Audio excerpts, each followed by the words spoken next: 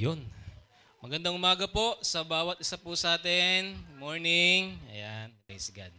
So, punta po tayo sa word ng Panginoon sa umaga pong ito. Sino pong excited sa salita ng Diyos? Praise God. Yan. No? Ihandaan niyo po ang inyong mga Bible. Yan. Kung mayroon kayong note apps sa mga Bible sa apps. So, yan, yan. O, may physical Bible kayo. And mga pangsulat. Kasi marami kayo, marami kayong isusulat. Medyo mahaba ng konti ito ating pag-uusapan at salamat mahaba ang ating oras. Ayan. Okay po, tayo ay manalangin. Father God, once again, we worship you and honor you in this place. Lord, ikaw lamang po ang madakila, Panginoon, because you are faithful God and you want your people to be faithful as well, Panginoon. Holy Spirit, ikaw po mag-take over, Panginoon, ng message na ito.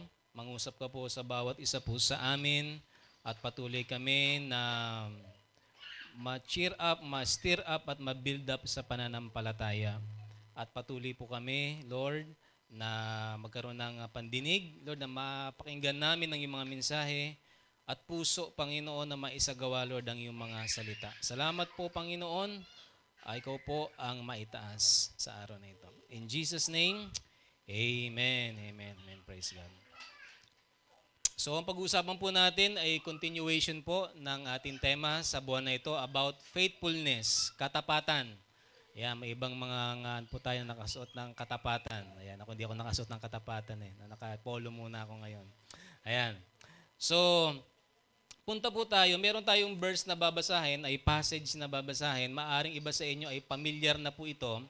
At bigyan natin po ng pansin ito. At mahalaga yung ating pag-uusapan.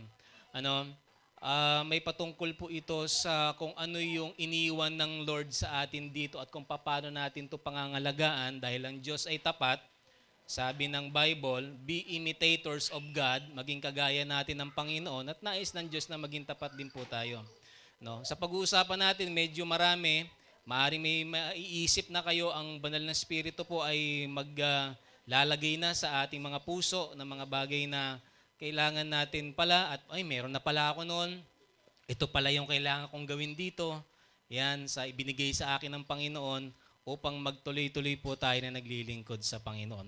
Buksan po natin ang salita po ng Diyos sa Matthew chapter 25,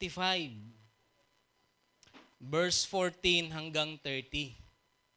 Yan po yung medyo mahaba nating passage.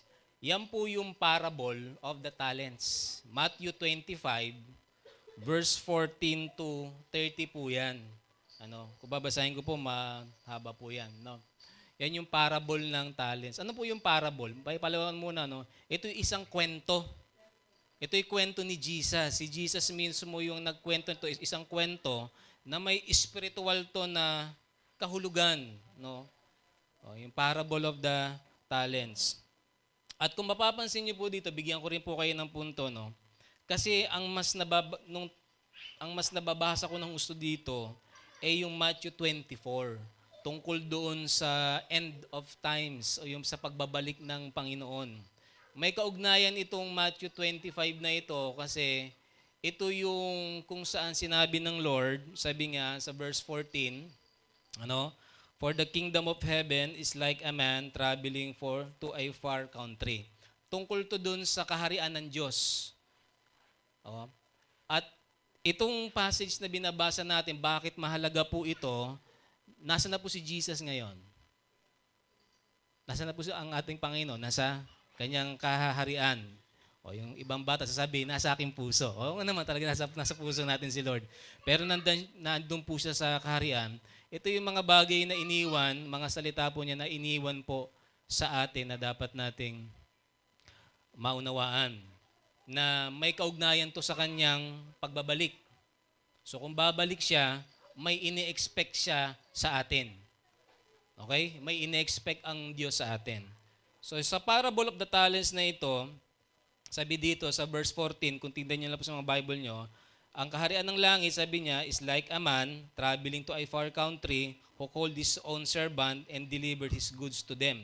May tatlong servant kasi dito May tatlong servant na dito. Naka-receive sila, sabi sa verse 16, sabi sa verse 15, and to one he gave 5 talents, to another 2 talents into another one. So ito po, meron 3 servant, yung isa binigyan ng 5 talent, yung isa binigyan ng 2 talent, yung isa binigyan ng 3 talent. Okay. Sa puntong pong ito na pinag-uusapan natin, yung talent dito, sa punto na sinasabi ni Jesus, ay ang kahulugan nito ay pera. Yung pera ito, yung monetary. No? Kasi pag sinabi mong talent, ay marunong sumayaw, marunong kumanta, marunong magluto. Yun ang papasok agad sa isip natin eh. Pero wag muna doon. Pumunta muna tayo doon sa konteksto na gustong sabihin ng Panginoon, pera. So, umalis yung master, sa kwento ni Jesus, umalis yung master at pagdating niya, yung 2 na binigyan ng 5 at binigyan ng 5 talent at 2 talent, ang ginawa nila, pinalago nila. Okay, naging tapat sila, pinalago nila. No?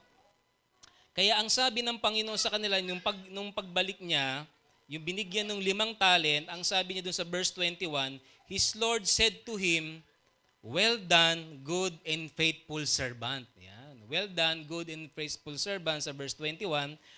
You were faithful over a few things, few pa yung binigay, I will make you ruler of many things, enter into the joy of your Lord. Yan. Or share your master's happiness. Sabi sa NIV, ito kasi sa New King James ko binabasa. So yun, tuwan-tuwa siya. Well done, good and faithful servant. Siya nga po pala, ang pangalan ng title ng ating pagsisiran is Well done, good and faithful servant. Haba Well done, good and faithful servant ang ating pong title ngayon. Okay? Well done, good and faithful servant. E di natuwa si Lord. Sa verse 23, ganun din sinabi niya, yung binigyan ng 2. His Lord said to him, well done, good and faithful servant, you have been faithful over few things, I will make you ruler over many things. Enter into the joy of your Lord. No? Sabi niya ganon. So ang ganda ng ginawa nila. Ano kaya nangyari dun sa isang binigyan ng talent? Yung isang binigyan ng talent, sabi niya, then he who had received 1 talent, nakatanggap na 1 talent, sa verse 24 yan, Lord, I knew you are a hard, sabi niya, man, reaping with you have not sown, and gathering with you have not scattered seed. Natakot po ako sabi niya and went, at tinago ko yung talent in the ground. Sabi niya, look, there you have your talent, no? Yung yours. Yung binigay mo sa akin, ibabalik ko na lang sa iyo. So anong ginawa niya? Hindi niya pinalago. Yan, itanong natin, no? Anong sagot sa kwento ni Jesus, yung master na yon o yung Lord, sabi dito. Verse 26, but his Lord answered, or master, and said to him, you wicked and lazy servant. Ang bigat ng sinabi niya. You wicked, ikaw masama na tamad na alipin. Sabi niya, you knew that I reap. Alam mo naman na na merong bunga akong ina-expect. Yan, di ba? You have sown, gathered where I have not scattered seed. Yan. Sabi niya, so you ought have not deposited my money, with the bankers. Sana pinalago mo, i-deposit mo sana, ginawa mo sana ng yung part mo. At my coming, I would have received back my own with interest. Ayan. Sa verse 28, ito yung mga lagay. Therefore, take the talent from him, kunin na yung talent na ibinigay sa kanyang isa, and give it to him who has 10 talents. Yung una, diba yung una, kasi binigyan ng 5, napalago niya ng 5, ibigay pa ngayon sa kanya. So, kinuha sa kanya, ibinigay pa ngayon sa iba. Yung sa unang binigyan ng talent yun. Verse 29, for to everyone who asks, has, more will be given, and he will have abundance. But from him who does not have, wala, even what he has will be taken from him. No? Yung wala na, kukunan pa talaga sa kanya. Yung walang hindi niya napalago. Sa verse 30, ito yung mabigat dito. And cast the unprofitable servant. Ang tawag dun sa wicked and lazy servant, itapon ito. Itong hindi kapakipakinaba, unprofitable servant nito, into the outer darkness. Ang sabi ng ganon. Ano yung outer darkness pagdating sa Bible? Yung sa labas ng kadiliman. He's talking about hell, judgment. judgment tong verse 30. There will be weeping and gnashing of teeth. O pagdating pala dun sa judgment ng Panginoon, doon sa lugar ng hell na yon, may weeping, may pag-iyak, at may pangangalit ng ngipin sa sobrang hirap. So nakita na natin yung istorya. Ito ay istorya ni Jesus. Pag binasa natin, ito ay istorya ni Jesus kung saan tinanong siya ng mga disciple pagdating ko anong mangyayari sa huling araw na pagbabalik niya. Naunawaan po natin? Okay po, no? So, yung naging title nga natin, Well Done, Good and Faithful Servant. So makita po natin dun sa parable na yon, ay ganun nga po ang nangyari. Na ang sa parable, yung talent, ay inintrust ng Panginoon sa atin. No? Inintrust ng Panginoon yung mga opportunity, ability, at ang mga responsibility. Maging sa spiritual tsaka earthly, yung mga physical sa atin. And yung tapat ng mga alipin, mga servant, ay ibinalik nila kung ano yung kailangan at nagbigay glory sila dun sa master. Kaya makikita po natin isang bagay na ito, mahalaga dito yung pananatili sa Panginoon ng may katapatan. Kung ano yung pinagkatiwala sa atin. Nagiging responsible at hindi nagiging tamad, lazy. So nung binabasa ko to, dito ko nakita na mahirap pala maging lazy. Alin natin lazy po, yung tamad. Isa po itong hindi maganda na sa atin. And wicked o disobedient kasi hindi siya sumunod doon sa gusto ng kanyang master. So nakita na nga natin doon sa pangatlong servant na yon, kung ano yung pinagkatiwala sa kanya, nakita doon sa action niya na hindi niya nga ito pinalago, na mali yung motibo ng kanyang puso sa kanyang master, natakot siya, hindi na siya willing, maaring nineglect niya, hindi niya ginawa yung kanyang responsibility. No? At nakita natin yung kahinatnan kung ano yung naging bunga ng kanyang ginawa. What you sow is what you reap. Kung anong tinanim mo, siya yung aanihin mo. Principle ng Bible yan. Principle po ng Lord yan. Kaya, nakikita po natin yung master ay naghahanap siya ng kabutihan at ng katapatan. Amen po ba? Makikita natin doon sa kwento. Naghahanap siya ng kabutihan at ng katapatan. Makita din natin na yung master ay sumasalamin din sa ating Panginoon kasi kwento niya ito. He has the power to judge. Nakakatakot, Pastor, alam ko ang Diyos ay pag-ibig. Yes. But He is a righteous judge. Tandaan po natin, matuwid na hukom ang ating Panginoon. Kaya makita natin, siya yung nag-condemn dun sa pangatlong servant, no? Na hindi niya nga ginawa yung kanyang part.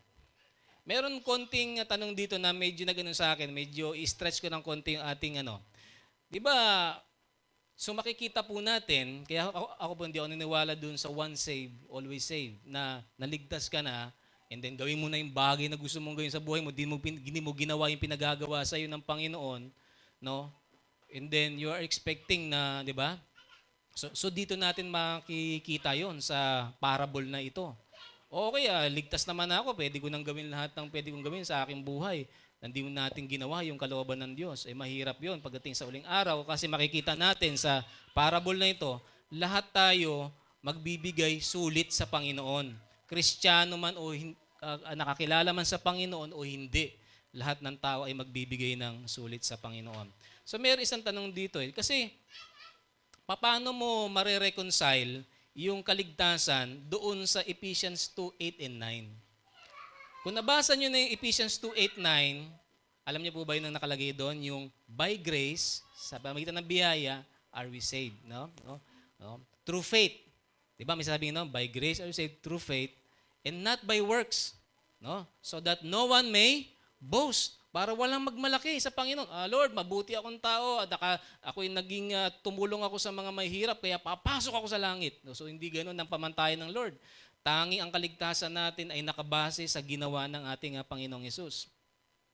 Ito, dito sa punto, paano mo ito mayaan doon? Kung tutusin, servant din yun. Kung tutusin, dapat pasok na siya sa langit. Yung pangatlong servant na yun. So makikita po natin ito dito.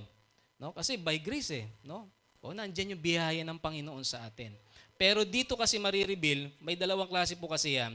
Makikita kasi natin dito yung pinagmulan ng kaligtasan, grace through faith, Saan ba nanggagaling ang ating kaligtasan? Sa pamagitan ng pananampalataya natin sa ating Panginoon. Pero makikita po natin sa Santiago, kung tunay ang ating pananampalataya, dapat may ebidensya sa ating buhay. The evidence of faith.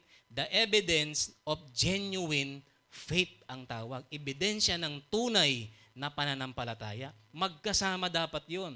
Kung talagang tunay siya na naligtas, may ebidensya yun na may tunay siyang pananampalataya at magpuproduce yun ng good works sa kanyang buhay. Amen?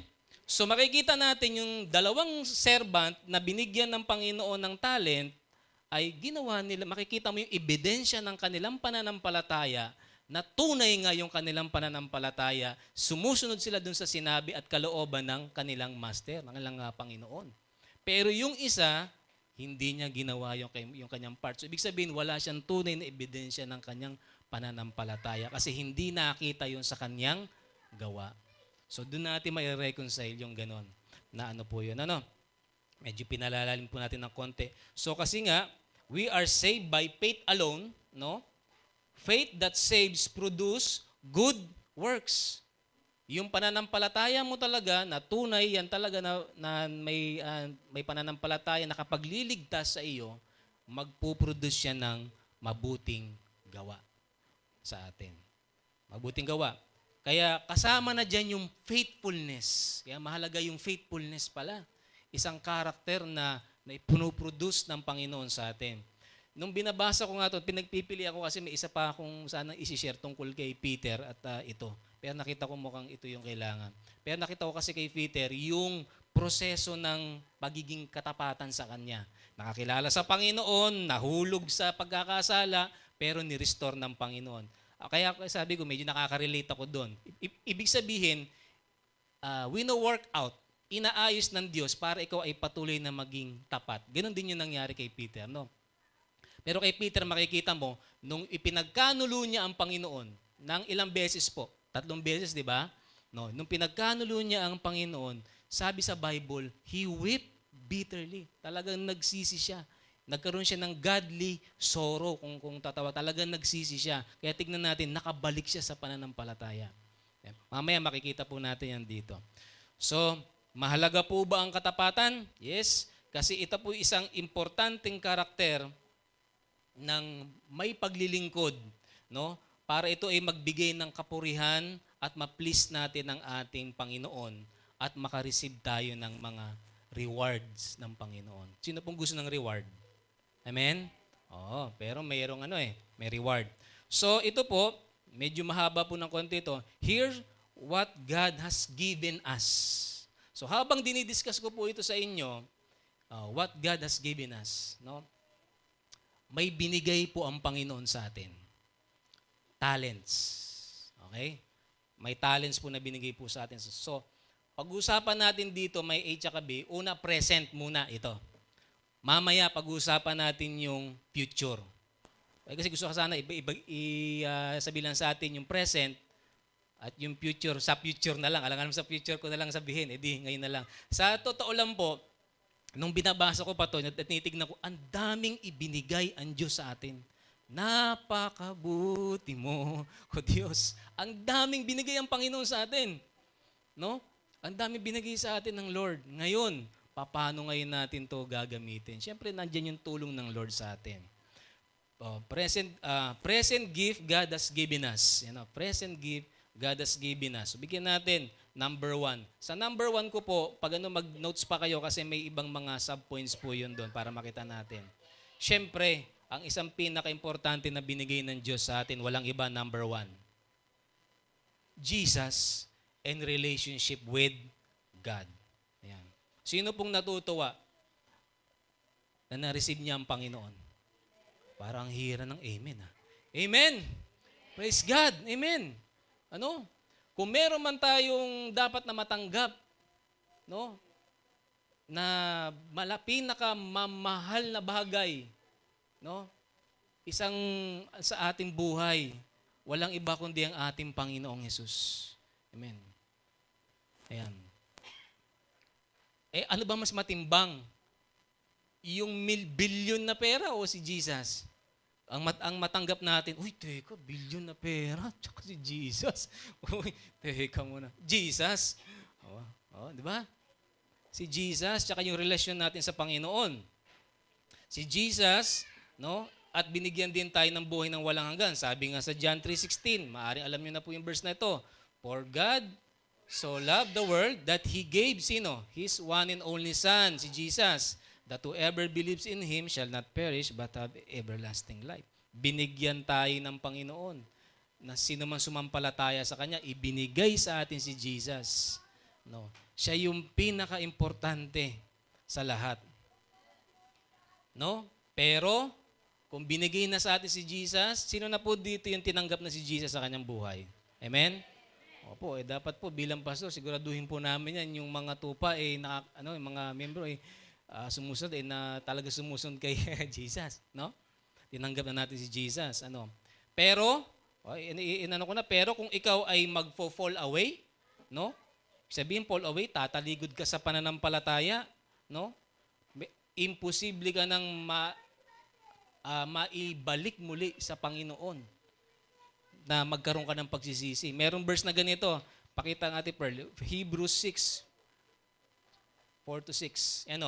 It is impossible, sabi sa Hebrew, for those who have once been enlightened, naliwanagan, imposible na daw, yung mga naliwanagan na, who have tasted the heavenly gift, naka-receive na sila ng gift na nangmumula sa Panginoon, who have shared in the Holy Spirit, verse 5, who have tasted the goodness of the Word of God and the power of the coming age, verse 6, and who have fallen away to be brought back to repentance. To their loss, they are crucifying the Son of God. Parang ibinabalik mo uli sa pagkakapako sa krus ang anak ng Diyos all over again and subjected Him to public disgrace. Parang pinapaya mo pa rin. So nung tinanggap natin si Lord, binigyan tayo ng buhay na walang hanggan na Panginoon, mahalaga po na tayo ay nagpapatuloy sa Kanya ng paglilingkod at may pananampalataya. Kasi once na nireject natin, nag-fall away tayo, lumayo at tinalikuran ng Panginoon, ang sabi, lahat ng bagay ng mga bigay ng Diyos sa atin ay naranasan mo. Tapos tumalikod ka pa sa pananampalataya, inayawan mo pa yung pananampalataya, nakaranas ng pagsubok yan, inayawan mo pa ang Panginoon, ay mukhang wala naman atan Jesus, ba't ganito, puro pagsubok na lang ata. Ganyan, tapos inayawan na nila yung faith na, wala na, hindi na. Ako na lang, ganon. Ako, delikado na yun. Ang sabi ng Bible, mahirap na sa kanila ang makapagsisi at makapagbalik loob sa Panginoon. May nakita po akong ganyan. No? Nakaranas na pero I'm not judging. I'm still hoping na patuloy pa rin siyang makabalik pa rin sa Lord. Pero ganoon, dating mananampalataya, dating pinuspos ng banal na spirito, binigyan din ng spiritual gift, tapos nauwi sa witchcraft. Napunta sa witchcraft. Kaya ngayon nung buhay niya, nakikita mo, nakakulong siya doon. Hindi siya makakulagpos doon sa ganung buhay. Hindi maibalik sa puso niya yung pagsisisi at repentance para makadiretso uli siya ng yung pagsisisi at makabalik uli sa Panginoon. Amen? So kung natanggap na natin, pangalagaan natin. Amen po ba? Pangalagaan natin si Lord. Patuloy natin mahalin si Lord. Patuloy tayo magbigay ng panahon sa Panginoon. Kamusta na yung relasyon natin sa ating Panginoon? Bigay po ng Diyos sa atin yan. Dati kasi wala tayong relasyon sa Diyos eh. Dati wala tayong ganito. Bigay ng Diyos sa atin yan. Paano natin yan pinahalagahan? Kasi pagbalik ng Panginoon, pagdating sa judgment ni Jesus, paano mo pinahalagahan yung binigay ko sa iyo, yung relasyon sa iyo? Abay, mahirap naman. Baka mas may relasyon pa tayo sa cellphone natin. No? Kasi sa panahon ngayon, we are in the sa ganyan social media age. At yung time sa Panginoon. Think about it, mga kapatid. Binigyan din tayo ng grace. Di ba? Sa Ephesians 4:7. Kabasa lang po. May mga verses po dito, pasulit niyo lang. But to each one of us, grace has been given as Christ apportioned it. Binigyan tayo ng grace ng Panginoon, ng biyaya. Ano po yung pagkakaiba ng mercy tsaka grace? Yung mercy, imbis na dapat natanggapin mo yung hatol, naawa ang Diyos sa atin, kaya hindi na tinanggap. Yung grace, hindi mo hindi ka katanggap-tanggap pero binigay sa iyo ng Diyos. Hindi mo ano ba yan? Hindi mo deserve. Yan, pero binigay ng Panginoon sa iyo. Binigay ng Panginoon sa atin yung biyaya. Pero halimbawa nagpapatuloy pa rin tayo sa pagkakasala. Ito yung sabi sa Romans chapter 6 verse 1 and 2. Ano ngayon ang masasabi natin? Magpapatuloy ba tayo sa kasalanan para lalong madagdagan ang biyaya ng Diyos sa atin? Total may biyaya naman pala ng Diyos. Pwede naman ako mamayang mag-confess. Oh, no? Minsan may mga ganun na nung bago ako mananampalataya, may ganun. Total may grace naman.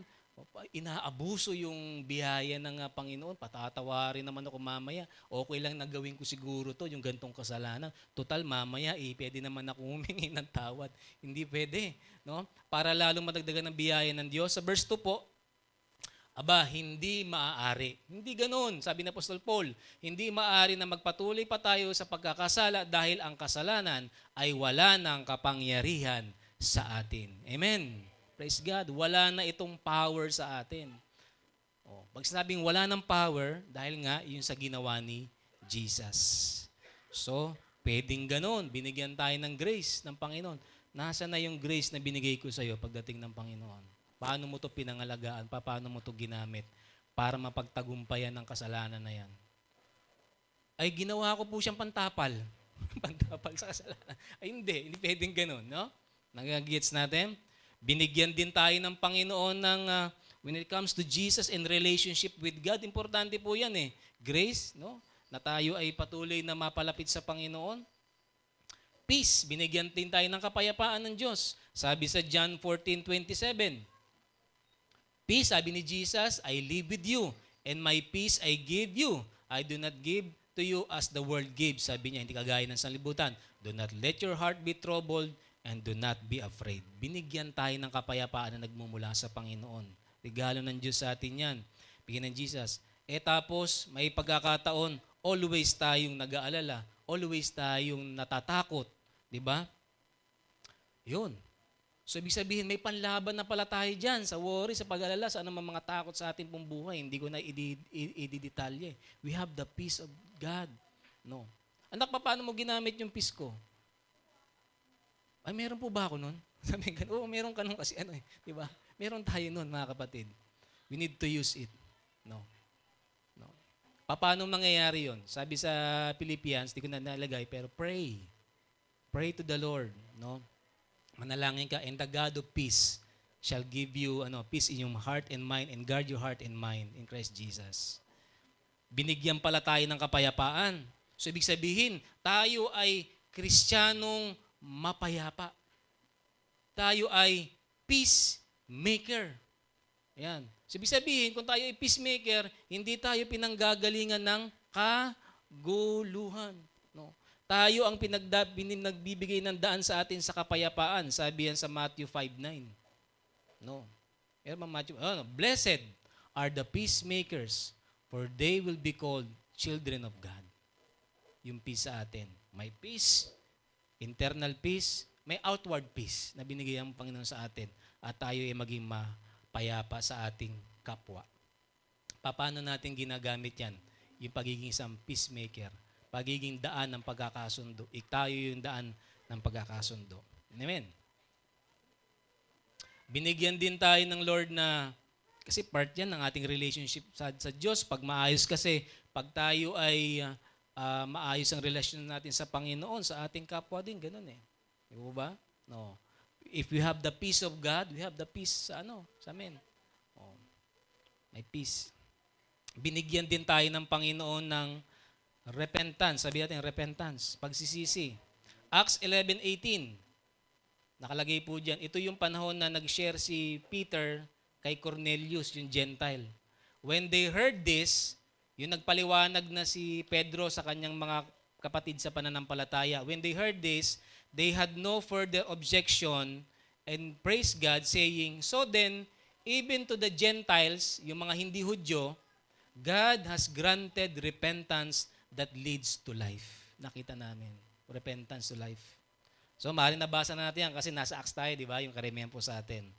So yun, si Cornelius, granted repentance, that leads to life. Kasi akala lang ng mga Hudyo, sila lang ang may repentance. Sila lang ang pwedeng maligtas. Sa kanila lang namatay ang Panginoon. Aba, hindi para sa lahat. Amen. At nagbigay ang Diyos ng pagsisisi. Oh, kaya pati pala yung nagsisi tayo at napalapit tayo sa Panginoon, ipagpasalamat pala natin yon. Ano? Tayo ay makapagbalik loob, makapag-turn around tayo at makadiretso tayo sa Panginoon. Ayan.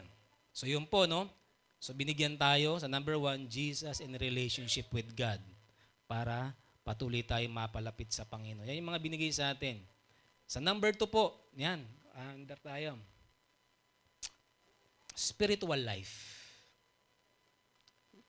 Dati, wala tayong spiritual life. Dati wala tayong spiritual life.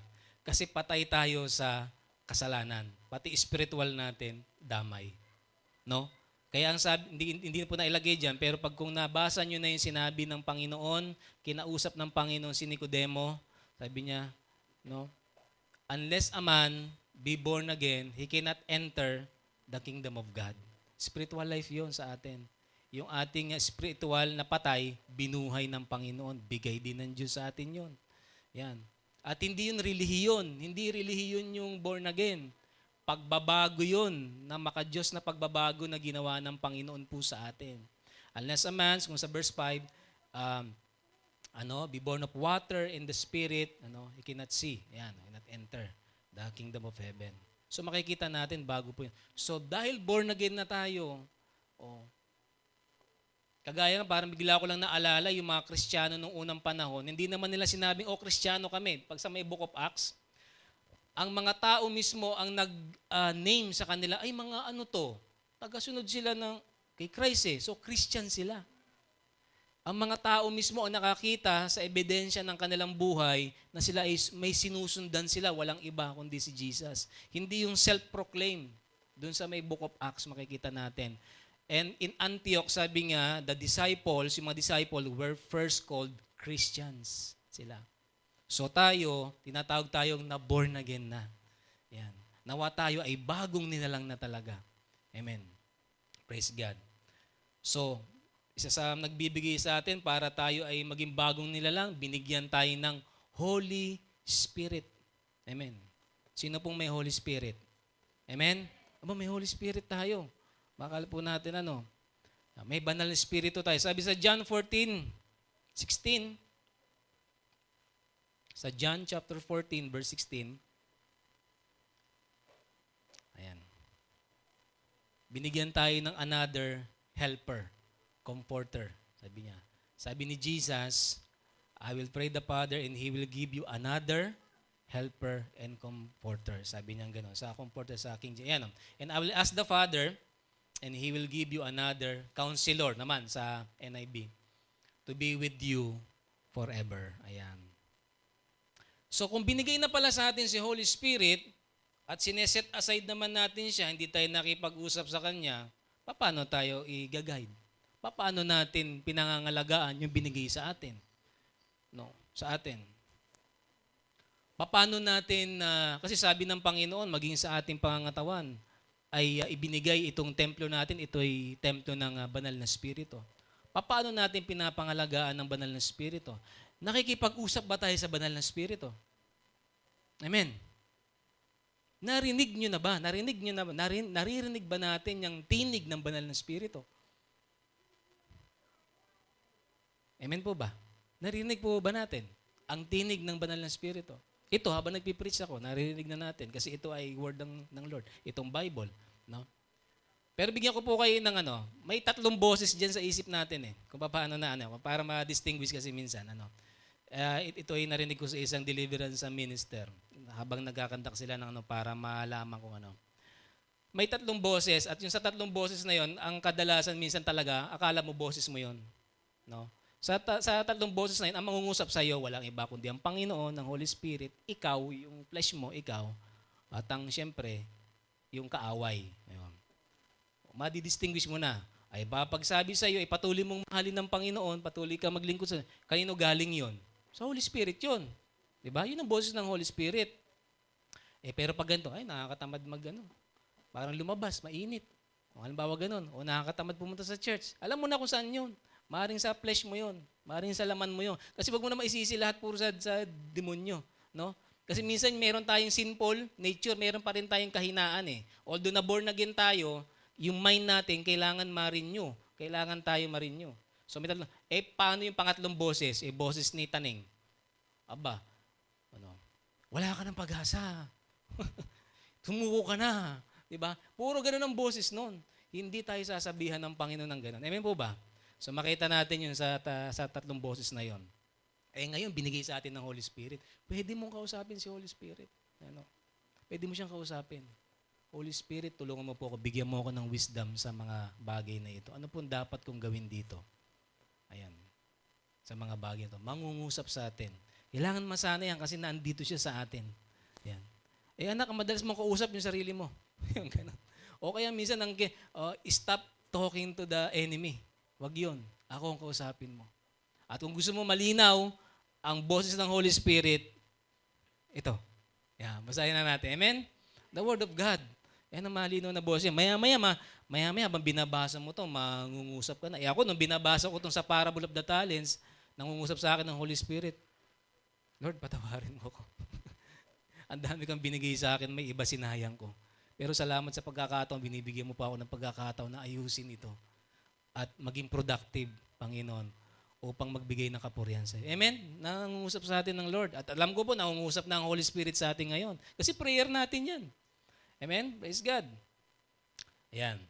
So yun po, nawa nakatulong yon. Sa 2 Timothy chapter 1:7, actually binigay ito, makikita natin to sa mga mananampalataya. Pero ito, nung nilay hands at pinag-praise ni Apostol Pablo si Timoteo, ito yung na-receive na gift sa kay Timoteo. Power, for God has not given us spirit of fear. Yan, walang fear. But of power, love, and sound mind. Yan, sa New King James. Power, ano yung power na yon? Nung pinag-pray na Apostol Pablo si Timoteo, yun yung gift na binigay sa kanya ng Panginoon. Power, anong power yan? Miracle working power. Kasi sa original language, ang yung power na yun ay dunamis. Ang ibig sabihin ng power, yung miracle working power ng Panginoon. Bakit? Si Timothy kasi nadi-discourage. Nawawalan ng confidence. Kasi pastor siya, batang pastor nawawalan ng confidence. Yung kanyang area sa Ephesians, ang daming mga issue. Ang daming mga issue sa church noon. So minsan parang siya ay nagsishrink. Ayaw niyang magandi. Binigyan ka ng Lord. You have the power. You have the love. Yung love dyan, agape. Love of God. Ayan. Gamitin mo yung love of God. And sound mind. Yung sound mind, ayan discipline mind. Sino po yung ganung klaseng discipline mind? Ibig sabihin, mapayapang pag-iisip. Bigay ng Lord sa atin po yun. Amen po ba? Amen. So now, Lord, I declare, Panginoon, sa bawat isa po sa amin, the gift of power, love, and sound mind ay matanggap ng bawat isa sa amin in Jesus' name. Yan, bigay ng Lord yan. Paano po natin ginagamit para sa ating spiritual life? Actually po, madami pa, hindi ko na lang Binigyan din tayo ng Lord ng wisdom. Sabi sa Ephesians 1:17. I keep asking that the God of our Lord Jesus Christ, the glorious Father, may give you the spirit of wisdom and revelation so that you may know Him better. Ayan. Lord, paano pa kita makikilala, Panginoon, ng gusto? Naging prayer niyo po ba yun? Naging prayer niyo po ba yun? Lord, I want to know you more. Nababasa kita, pero minsan may cloud, marang may Lord, gusto pa kitang makilala. Ipag-pray po natin yan. O pag magbabasa tayo ng Bible o kaya sa araw nagde-devotion tayo, ayan, Lord, give me the Holy Spirit of wisdom and revelation. At patuloy pa kita for me to know you more better. Yan. May ganun. So, hindi tayo gagawin ng Lord talaga. Napapansin niyo na habang ko to, gifted tayo. Amen po ba? Gifted tayo. Wow, ang daming opportunity na binigay sa atin ng Panginoon. Napaka-gifted po natin na binigay. So, may wisdom pala tayo.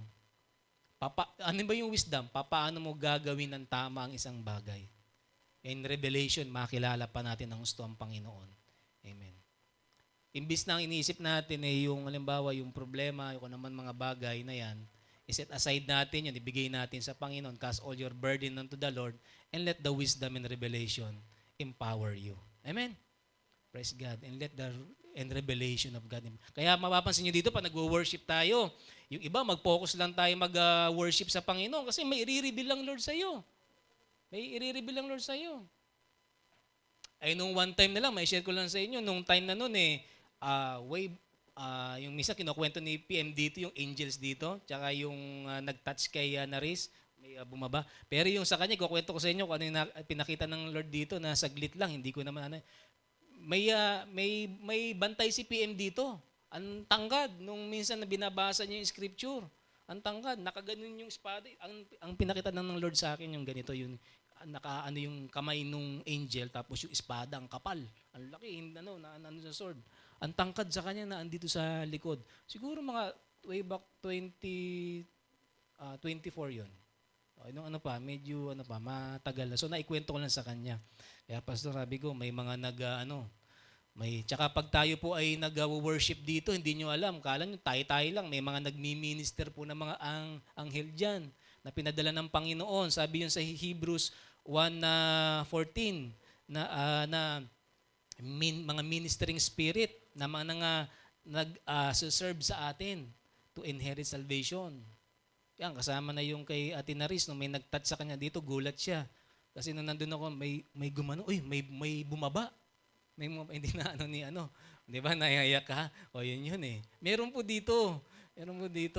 Kaya pinagpahala tayo ng Panginoon, we are church so blessed. Amen po ba? Palakpakan naman natin si Lord. Praise God. Opo, talagang nag-manifest po yung pangalan ng church na binigay ng Lord sa atin. Ito ang dami. So, sa ating spiritual life, hindi ko na ang dami talaga. Kung baka abutin tayo ng ilang So, meron pa, Word of God and wisdom. Siyempre po, salita ng Diyos. Ito. Alam nyo po ba, may anong binigay sa ating gift? Gift po ito ng Panginoon sa atin. Alam niyo po ba, bago maisalin ito sa English noong mga panahon na yon, halos mga daming pinatay, naging martir para lang maisalin to. Kasi ang Bible noon, naisulat, di ba, sa Greek, Hebrew, Aramaic, tapos Latin. Sino man magbabasa noon? Tapos, nung panahon ngayon, kung babalikan yung church history, ang may hawak lang ng Bible, Roman Catholic Church. Roman Catholic Church. So, sila magbabasa, sila magdedeklara. Di ba ganun nangyari, no? Sila magbabasa, sila magdedeklara, sila magtuturo. Okay lang yung mga tao sa nagsunuran. Dumating ang time, yung revelation ng Panginoon kay Martin Luther, the righteous shall live by faith. Nung nabasa niyo yung verse, yung nararamdaman ko yung yung presence ng Lord, ang sinasabi ko to, praise God. No? Nung baka kailangan nyo para marinig nyo kung gaano ka-precious itong word of God na ito. Aba, kaya isinalin nila. Mali-mali pala. Mali-mali. Ang daming mga mali. Ang daming mga tradition na mali na wala na sa salita ng Diyos. Kaya bumalik sila sa Word of God. Kaya nagkaroon ng reformation. No? Nagkaroon ng pagbabago noon. Kaya nagkaroon ngayon ng mga Christian, mga churches at lumabas doon. So yun. May pinatay dito, no? Hindi ako nagkakamali, si William Tyndale. Si William Tyndale, sinunog ng buhay. No, kasi itinranslate niya. Tsaka meron pang isa, nakalimutan ko ng isa. Sinunog sila ng buhay. Sa sobrang galit ng mga panahon na yun kasi ilabas sa mga tao ang salita ng Diyos para mabasa ng mga tao yung Word of God. Uy, teka, ito palang sinasabi ng salita ng Diyos. At doon time na nagkaroon ng revival. Amen? So mga kapatid, anong ginagawa natin sa salita ng Diyos? Basahin natin. Bigay ng Diyos sa atin ito. Tatanungin tayo ng Panginoon sa pagwalig niya. Hindi naman dito yung marami tayong alam kung paano to nangusap at isinabuhay natin ang word ng Panginoon. Amen.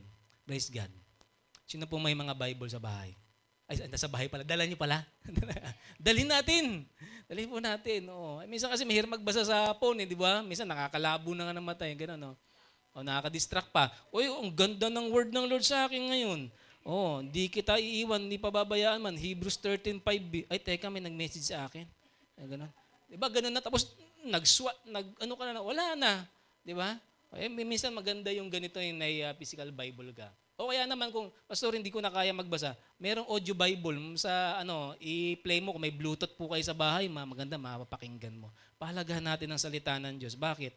Diyan tayo binibigyan ng wisdom ng Panginoon, diyan pinapalakas ng Lord ang ating spiritual life kasi sinabi ng Bible, faith comes by hearing and hearing by the word of God.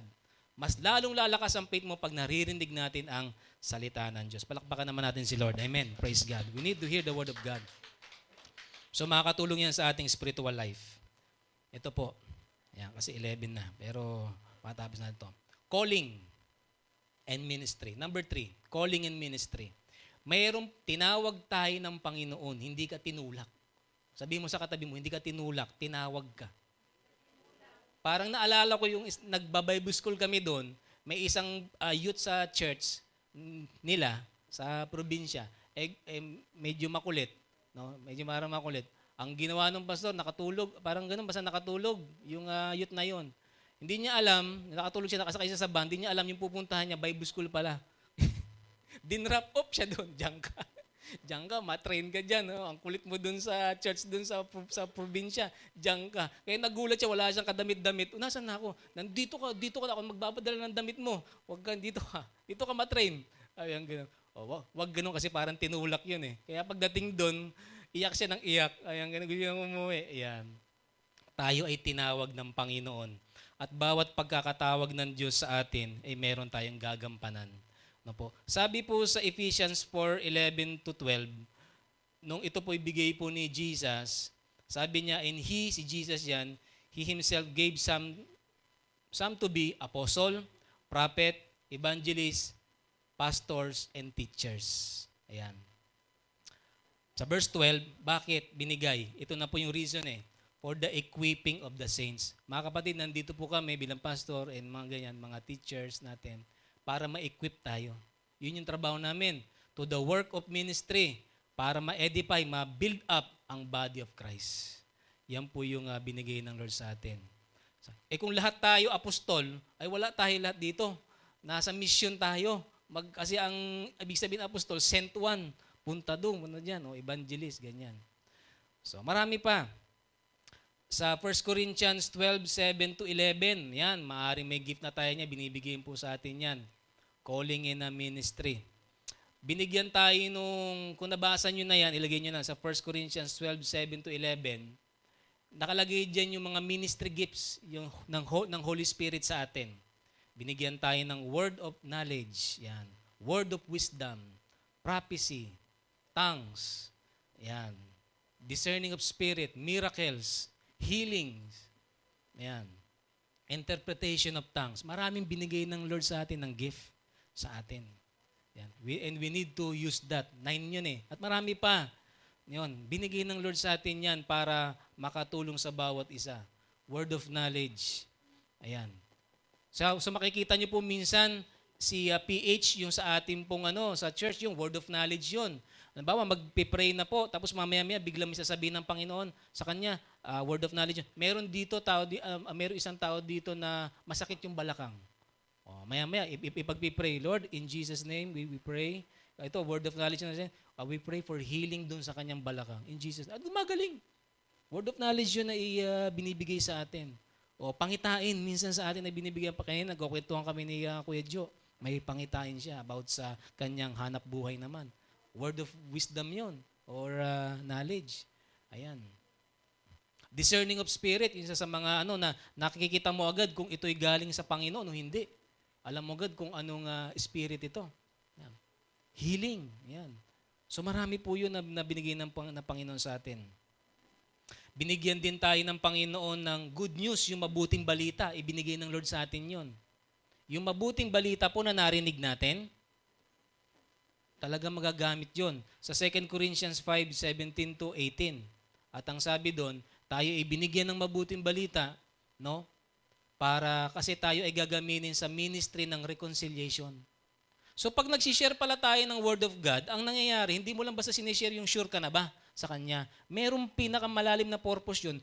Yung taong yun na sinishare mo, gusto mo siyang ma-reconcile, makipag-ayos, makipagbati sa Diyos. No? Yun.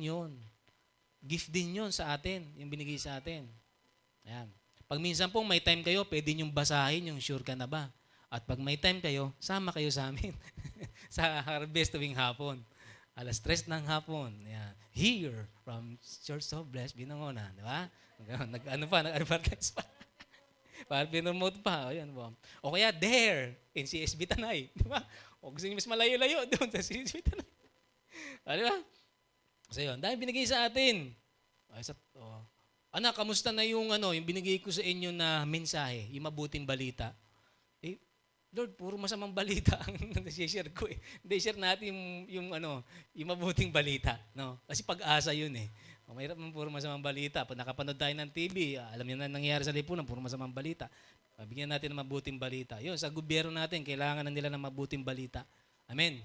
Para magkaroon po ng pagbabago ang ating bansa. Ayan. So, okay, ito pa. Binigyan po tayo ng authority. Talaga, Pastor, may authority ka. Hindi lang pulis ang may authority. Para tayong pulis. Hindi pulis pang kalawakan na pulis pang langit. Sabi sa Luke 10:19. Meron po dyan, Ate Pearl. Okay lang po. Sabi sa Luke 10:19 dito po, for I have given you, sabi ni Jesus, to trample upon serpents and scorpion and to overcome all the powers of the enemy, and nothing shall by any means hurt you. Amen. Authority yun na binigay ng Panginoon sa atin. Ayan, I've given you authority to trample on snakes and scorpion. Mga demons yan. Snakes and scorpion, picture ng demons yan. And to overcome all the powers of the enemy and nothing will harm you. Ay, takot akong ipag-pray ito. Baka mamaya, umano sa akin eh. Yung tunay na Christian, takot ang demonyo sa kanya. Pero hindi tunay na Kristiyano at ginagamit lang ang Panginoon. Kung alam niyo sa may Book of Acts na nangyari na si Pablo, kilala ko. Si Jesus, kilala ko. Ikaw, sino ka? Sabi nung, di ba yung sons of Sceva? Di ba? Pinapalahis kita sa pangalan ng pinapangaral ni Pablo. Sabi niya gano'n. Aba, sino ka? Sabi niya gano'n, di kita kilala. Ayun, ako, sinunggaban siya. At yun ako makikita natin. Pero pag tunay kang Kristiyano, may genuine faith ka, takot sa iyo ang demonyo. Amen. Kaya hindi kailangan ikaw matakot sa demonyo. Amen. Kaya pag siya nangungusap na siya ng mga negative, I take every thought captive to the obedience of Christ in Jesus' name. I silence the voice of the enemy in the name of Jesus. I cancel your assignment in my life, in my family, in the name of Jesus. You are defeated po. Get out of my life in Jesus' name. Amen. Pwede mong gano'n ninyo. May authority ka. Yan. So, bigay ng Lord sa atin yan. So, ang dami Ito pa. Romans 12:6-8. Meron po dyan, di ba? Romans 6:12, 12-8. Romans chapter 12 pala, 6-8. In His grace, God has given us different gifts for doing certain things. Well, so if God has given you the ability to prophesy, ayan, pag prayer meeting po, nangyayari po yan eh. Speak out with much faith as God has given you. Yan. Yung prophecy po, yung mensahe ng galing sa Panginoon. In His grace, God has given us different, next verse po, verse 7. If you gift ng serving others, serve well. Ano ba naman ito? Lagi na lang akong tagawalis ng simbahan na ito. Hindi, serve well. Talent yan na binigay ng Panginoon sa'yo. Anak, gaano mo nilinis yung church ko? Uy, di ba? Lord, linis na linis. Sige nga, tignan ko nga kung may alikabok. Nung minsan na gano'n kami, nung nakita ni PM dito, ang daming alikabok. Di ba, nung may time na patawarin mo kami. Ang kapal nun, hindi pala nawalis yung iba. Yan. If you are a teacher, teach well. Lord, mag-aaral pa ako. Pag-iibayuhin ko to, binigyan ka ng gift ng teaching, magturo ka pa maigi. Maging mapagpasensya ka pa para maituro mo pa siya, para mapalago. Yan, verse 8 po. If you have the gift of to encourage others, gift po pala yun. Yung nang i-encourage. No? Yung nang di-discourage kaya, gift kaya yun? Parang di-discourage. Hindi, galing sa sa sinful, sa kaaway yun, tsaka sinful nature. Wow, yan. Sino po yung gusto ng gift na ganyan? Nang i-encourage ka. Wow. Kaya mo yan, kapatid. Pag narinig mo agad yung pag siya nagsalita, iba agad yung, na build up ka na sa faith, di ba? Giving. Ayan, may mga dito yan. If it is giving, give generously. Wag maging wag maging sakim, maging kung binigyan ka. So tingin ko, Yung giving mismo, kasi siyempre para makapagbigay siya, mas lalo siyang ibibless ng Panginoon para maging makakapagbigay siya. Oo, yan. Sana marinig ito nung na doon sa Tanay ngayon. Nasa Tanay siya kasi may giving yun eh. Maging generous ka daw. Okay yan. Although giver talaga yun. Diba? So bawat isa sa atin yan. Kahit minsan yung minsan bibigyan ka ng Lord ng yan, kahit sabihin mong konti yung meron ka, pero pag yan ang nangusap sa iyo, ay ibigay mo at itulong mo sa Panginoon. O sino man nangangailangan. If God has given you leadership ability, yan. Alam niyo po dito sa Church of Bliss Binangonan, nakita pong dito talagang nagtitrain ng leaders. Opo, kahit bata pa lang talagang Pastor Mike natin, may yan talagang, thank God po, nagtitrain sila. At pati rin po ako, yan lahat po kami. And responsibility, be serious dun sa responsibility. Yan. Showing kindness and do it gladly. No? Pag ikaw ay nagiging kind, nagiging mabuti sa ibang tao, gawin mo to ng may kagalakan, maging matuwa ka. So ang daming binigay na gift sa atin. Yan. No? So sa atin. Amen po ba? Kaya kung binigyan din tayo ng Panginoon trabaho, ng work, gamitin din natin. Yung work natin, yan yung altar natin, dyan tayo nilagay ng Panginoon para maluwalhati natin ng Diyos. Kung binigyan tayo ng trabaho. No? Kaya nga po, natuwa ko kay Ate Dina, may mas paano po doon sa nagkaroon ng pagkakataon po ng open opportunity sa ospital, yung habang nagtitinda siya, may time doon, nangungusap ang Lord, maipag-pray yung mga may sakit. At ipag-pray niyo po kasi nawa ay mabuksan yung opportunity din doon na makapag-pray po tayo. Yung, ikinakausap po namin doon yung doon yung mga doon para maipag-pray po yun nandun. So yun. So yun, kung may work tayo, ayan. Binigyan din tayo ng Lord ng gift, sabi sa Philippians 4:13. Alam niyo po yun? Yung Philippians 4:13, I can do all things through Christ who strengthens me. Lord, bakit ganito? Lagi na lang ako mahina. Hindi, pinapalakas kita, anak. Binigyan kita niyan. Gamitin mo yung kalakasan na gagaling sa akin. No? In all conditions of life, yan, kung makikita natin yung context niyan, sabi ni Pablo, in time of plenty, meron man ako o wala, si Lord ang kalakasan ko. Amen. May pagsubok man na wala, si Lord pa rin ang kalakasan ko. Ayan. Sa atin. So yun po. So number 4. Thank you, Lord. So sa daming binigay ng Panginoon sa atin, binigyan tayo ng daily blessing ng Panginoon. Daily blessing. Sino pong gusto ng araw-araw na pagpapala nagmumula sa Panginoon? Amen. Araw-araw. Ayan. Ito kasi yung mga pinag-usapan natin, ito talaga yung gift na binigay ng Lord na sa atin eh. May iba nung na-receive natin ito, nung nakakilala na tayo sa Panginoon.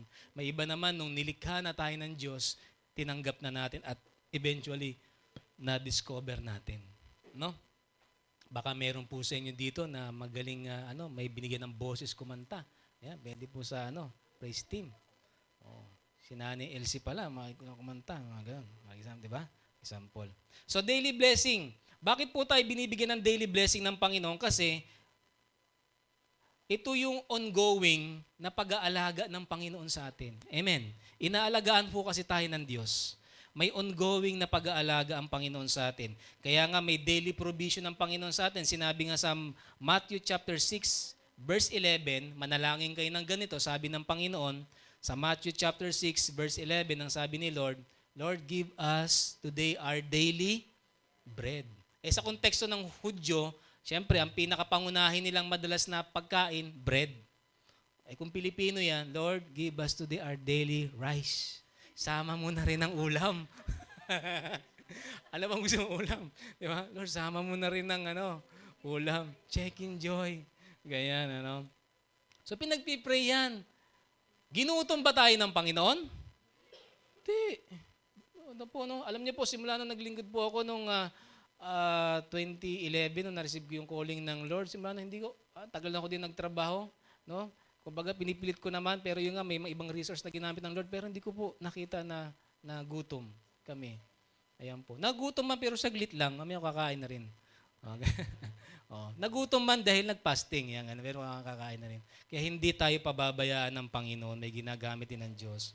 Yan. Siyempre, bibigyan ka rin ng Lord ng pambili ng pagkain. No? O, may isang pastor na nagtestimonya, wala silang makain, nananalangin sila. Pusa ang nagdala ng galunggong. No? Pusa ng, Lord, bigyan mo kami namin tanghalian. Pagdilat nila, may pusa, may dalang galunggong prito. Yung pala, may pag-ulam na sila. Ayan. Yun. Baka nakipag-agawan, hindi ko na kung nakipag-agawan pa sila sa pusa, hindi naman. Pero bigyan ka ng Lord ng pera na pambili ng pagkain, di ba? Ng healthy foods. Ayan. Healthy foods ang So, yun. Anak, nung binigyan kita ng pagkain, ano madalas mong kinain? Sabi ng Panginoon. Opo, adobo, puspepata, mga ganito. Puro pang ano yan? Pang-high blood yan. Diba? Paano yung mga prutas ko na niligha ko, kinain mo ba? Minsan lang. Ang gano'n. Kaya kumain tayo ng Diba? Nakita niyo, ang dami binigay ng Lord sa atin. Kung binigyan ka ng maraming pagkain, i-share mo na. Amen? Di ba?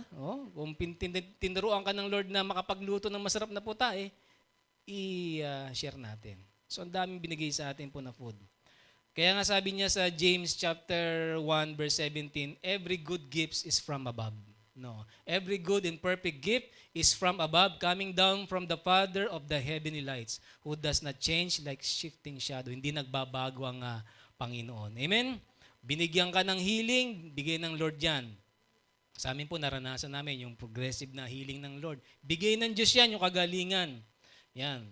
Ngayon, kung binigyan na tayo ng healing, huwag natin abusuhin yung ating pangangatawan. Teka, mukhang umislim na ako uli. Ganun, pwede na sigurong kumain ako ng naghahayaan tayo. Yun. So, maaaring may nagme-maintenance. Binigyan tayo ng buhay. Yan. Saan natin ginagamit ang buhay natin? No? Huwag natin sinasayang ating buhay. Binigyan ka ng kagandahan, ng kapugian ng Panginoon. Diba? Wag natin na ipagmayabang. Parang gano'n. Minsan kasi sa buhay sa libutan, binigyan na nga ng kapugian, ng pogi. Ang ginawa ng nangungulekta naman ng babae. Diba? Anong magagawa ko pogi ako Ano sasabihin niya gano'n? Diba? Wow, ikaw na. Diba? Diba ganun, diba? Pag gagamitin yung gano'n, binigyan ka nga ng kabukian, tapos gamitin mo yan na maganda kang usher sa church. Uy, ang gupogi, ang gaganda naman ng mga tao dito, pasok tayo sa church na ito. Diba? Diba? Nakaka-encourage yung gano'n. Binigyan tayo ng material na blessing. Anong ginagawa natin doon sa material blessing? Binigyan tayo ng cellphone. Anak, binigyan kita ng cellphone. Sino madalas mong tinatawagan? Sino madalas mong kinakausap? Yan doon. Sino madalas mong binuview? Yan. Ako ba o yun nandun? Di ba? Ano natin yan? No. Binigyan tayo ng Panginoon ng education, ng pag-aaral. Alam niyo po ako, nagpasalamat po ako sa Panginoon. Kaya isang bagay na pinisiyan ko, hindi sa biyaya ng Panginoon sa aking mga magulang, although hindi ko po sinasabi na hindi po maganda sa public school, pero hindi ako nakaranas ng public school. Private school po ako.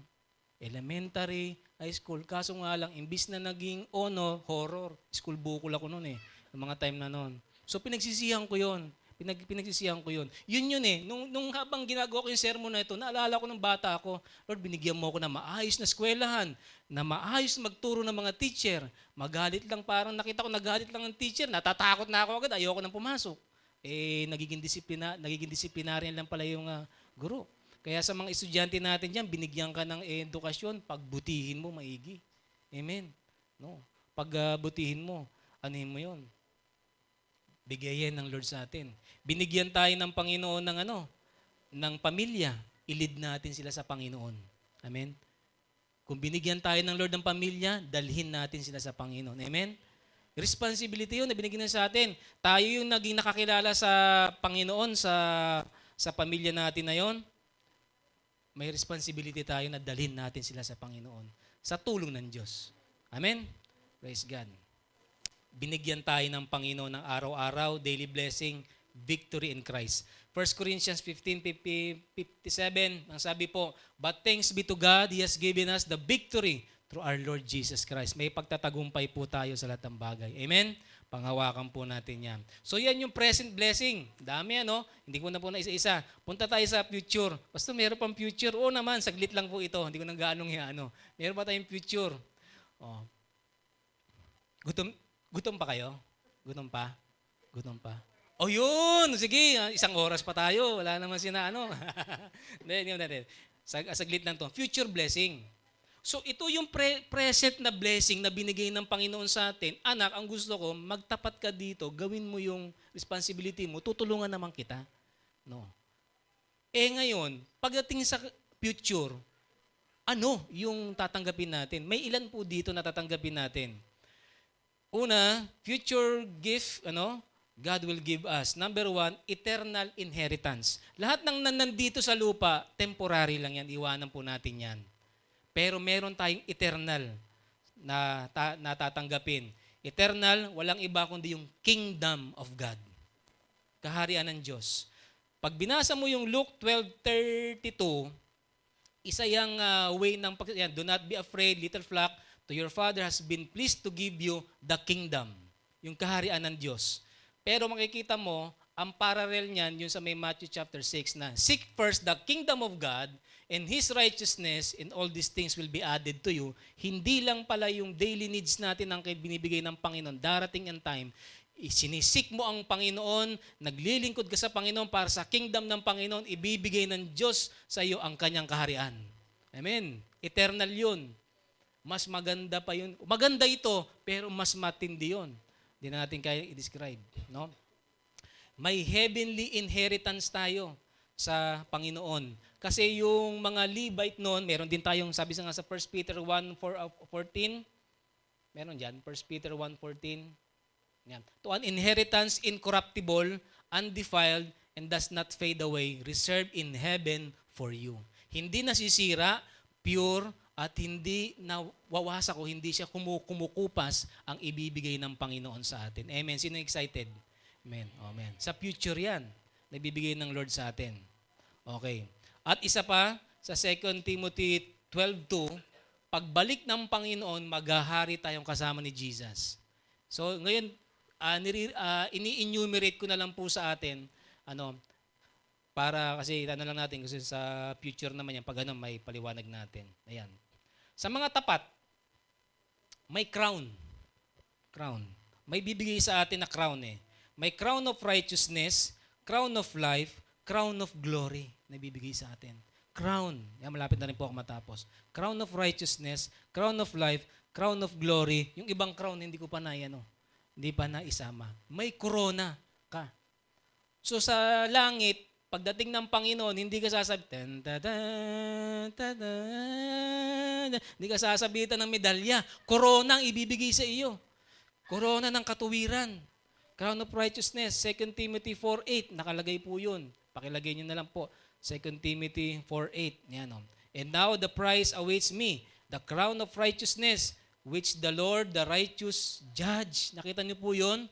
Righteous judge, and will give me on the day of His return. And the prize is not just for me. Hindi lang sabi ni Pablo, hindi lang Timoteo, hindi lang para sa akin yan. For all who eagerly look for His appearing. Amen. Bilang kasama sa faithfulness natin sa Panginoon, ng karakter ng faithfulness, katapatan natin sa Diyos, inaantay natin yung pagdating ng Panginoon. Kasama yan. No, we are looking forward sa pagdating ng Panginoon. Sa crown of life naman, sa James 1:12, yung mga nagtagumpay sa mga pagsubok, ito ang marireceive natin. Crown of life. And God bless those who patiently endure testing and temptation. Afterward, they will receive the crown of life that God has promised to those who love Him, na nagmamahal sa Kanya. Love Him. May crown. So sa kanila po natin i-elaborate ng gusto yan, ng crown. Crown of glory, yung kaluwalhatian ng Panginoon. No, symbol ng kaluwalhatian. 1 Peter 5:4. And when the chief shepherd, yung isa righteous judge, ito naman chief shepherd appears. Si Jesus din yan. Who will receive the crown of glory that does not fade away. Amen. Sino po excited doon? Bibigyan ka ng korona ng Panginoon. At meron pa yung 24 elders sa Revelation na may crown sila. Yung sa 24, lahat ng crown nila, nung nandiyan na si Jesus, ibinaba nila lahat. Praise God. Sabihin mo sa katabi mo, bibigyan ka ng korona ng Panginoon. Ayan. Hindi korona ng tinik kasi siya ang kumuha nun, pero korona ng kadakilaan. Amen? Kaya magtapat po tayo sa Lord. Kaya sa pinakahuling verse, ang sabi nga po dito sa Matthew 25:21, tatapos na po ako sa Word of God. Well done, good and faithful servant. Yan po yung gustong natin na marinig sa pagbabalik ng Panginoon. Habang ngayon pa lang nandito tayo, gawin na natin yung kalooban ng Diyos. Amen? Sa ating pong Christian life, living faithfully with what has God already given us, looking forward kung ano po yung binigay ng Panginoon sa atin. And we are fully waiting of His return. Amen. Sino po yung magtatapat na siya sa Panginoon, magiging faithful siya sa Panginoon at sa mga binigay niya sa atin. Amen po ba? Amen. Praise God. So tayo po tayong lahat. Yan, meron po tayong, kung hanap po tayo ng ating kapartner, meron po tayong reflection ngayon sa dalawang tanong po ito. Reflection. Number 1, para sa iyo, ano ang ibig sabihin ng well done, good and faithful servant? Hanap tayo ng kapartner natin. Pangalawa, kilalanin kung anong gift o talento ang nakikita mo sa iyong kapartner at encourage mo siyang gamitin ito para sa kaharian ng Diyos. Praise God.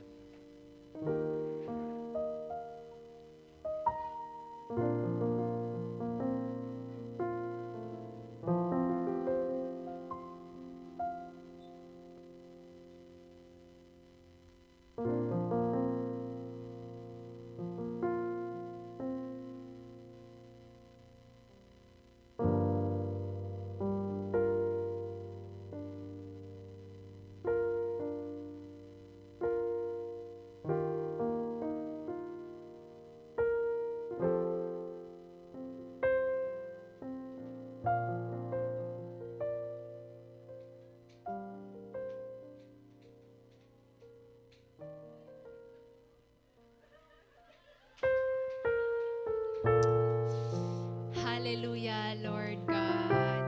Thank you so much, Panginoon, Lord, sa pagpaparanas mo ng katapatan, God, sa amin ngayong araw na ito. Lord, salamat sa reminder na sa pagiging good steward namin, Panginoon, dito sa mundong to, Panginoon, mararanasan namin yung salitang manggagaling sa iyo na well done, good and faithful servant, Panginoon. Lord, yun lang yung gusto naming ma-attain. Yung time na nakaharap na kami sa iyo and ma-feel namin, mararamdaman namin yung pag-ibig mo, yung kabutihan mo, and sinasabi sa amin na salamat anak kasi nag-stand firm ka.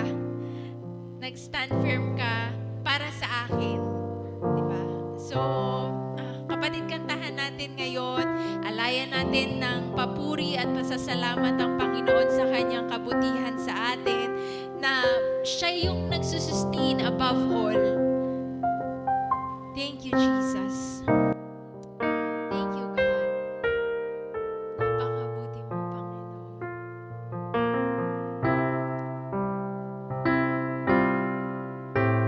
Yes, God. Napakabuti mo.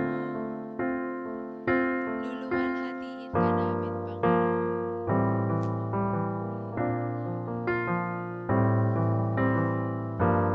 Hallelujah.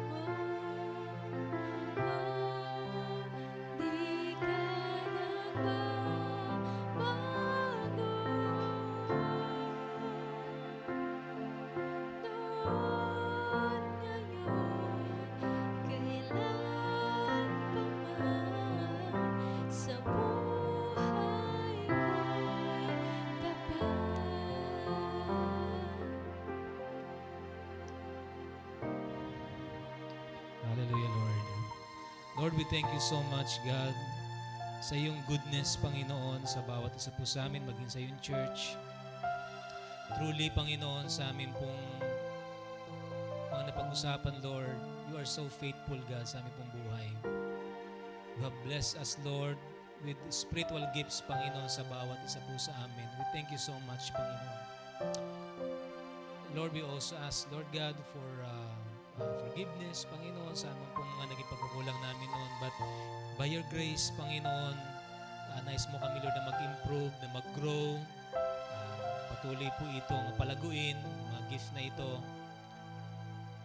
at maging faithful sa iyo, Panginoon. Let goodness and faithfulness, Panginoon, Lord God, ay makita, Panginoon, sa amin by the help, God, of your Holy Spirit, God.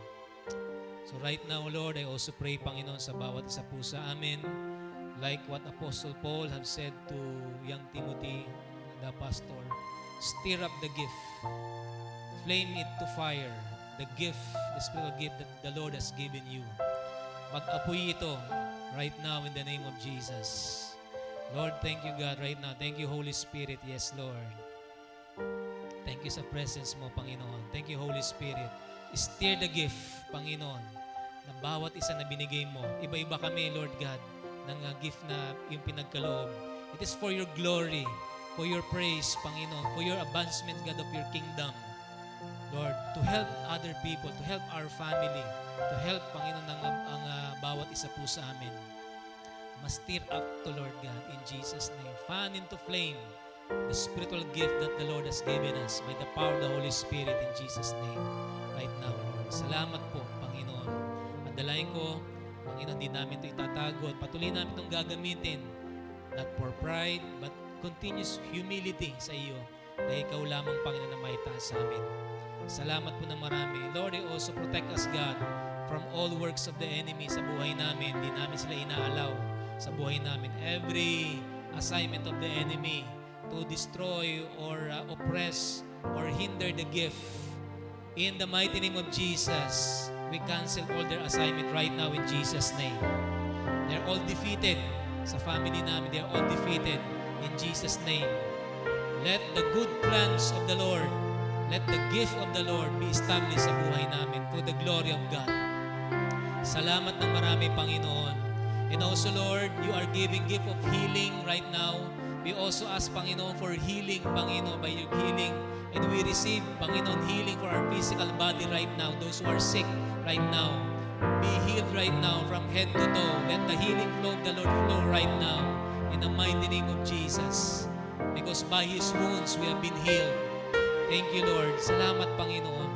Salamat, Lord. At Lord, someday, Panginoon, as we meet you, Panginoon, face to face, Lord, marinig namin, Panginoon, ang iyong tinig, Lord, na nagsasabi sa amin, well done, good and faithful servant. Lord, sa bawat isa sa amin, yun ang ma-receive namin, Panginoon. Walang mag-fall away. Wala, Panginoon, tatalikod sa pananampalataya. Magtatapat sa iyo, maglilingkod sa iyo, magmamahal sa iyo, susunod sa iyo, Panginoon. Yes, we have shortcomings, Panginoon. We have weaknesses, but by your grace and help and the power of your Spirit, and also by the encouragement of your people, of your saints, God, Panginoon, i-encourage namin ang bawat isa. Palalakasin mo ang bawat isa. To you all the glory and honor and power and praise. Hallelujah. Everybody shout, Amen. Hallelujah. In Jesus' name, Amen. Thank you, Lord. Thank you, Lord. Thank you, God. Thank you. Thank you, Lord. The presence of the Lord ay nasa kalagitnaan natin.